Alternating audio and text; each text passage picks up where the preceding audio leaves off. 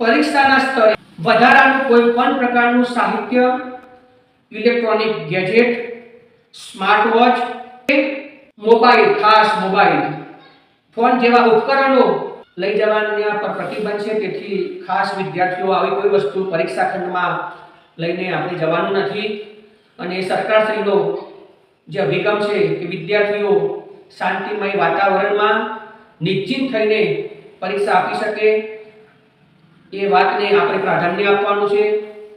Mobile phone આજે જે ત્રિવેદી માધ્યમિક અને ઉચ્ચતર માધ્યમિક શાળા છે ત્યાં પણ પરીક્ષા કેન્દ્ર ધોરણ 10 નું હોય છે।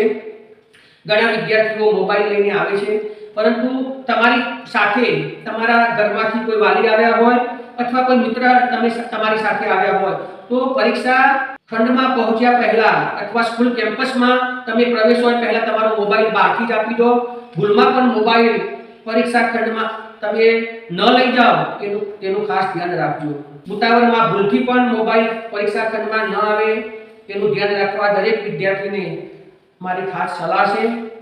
પ્રશ્નપત્રના ઉત્તરો મુખ્ય જવાબ વહીમાં બધાએ શાંતિપૂર્વક લખવાના છે। સમજો કે ધોરણ 10 સમય બધાને 3 કલાકનો પૂરો મળશે, પરંતુ તમારા 3 કલાક તેના ભાગ્યા 3 એટલે કે સમજો કે 27 માં 10 ની પરીક્ષા હોય તો 27 એટલે કે તમારે 1 કલાકમાં 27 25 થી 30 માર્ક્સનું લખાઈ જવું જોઈએ મુખ્ય જવાબ વહીમાં। અને ધોરણ 10 ના વિદ્યાર્થીઓ હોય તો 33 કે 35 માર્ક્સનું જ્યારે 1 કલાકનો બેલ પડે તે વખતે તમારે એટલા માર્ક્સનું લખાઈ ગયેલું હોય તો પાછળથી તમને ઉતાવળ નહીં પડે, જવાબો લખવામાં તમને ઉતાવળ નહીં પડે। એટલે આ બધાએ ખાસ ધ્યાન રાખવા પણ મારું સૂચન છે, અપીલ છે।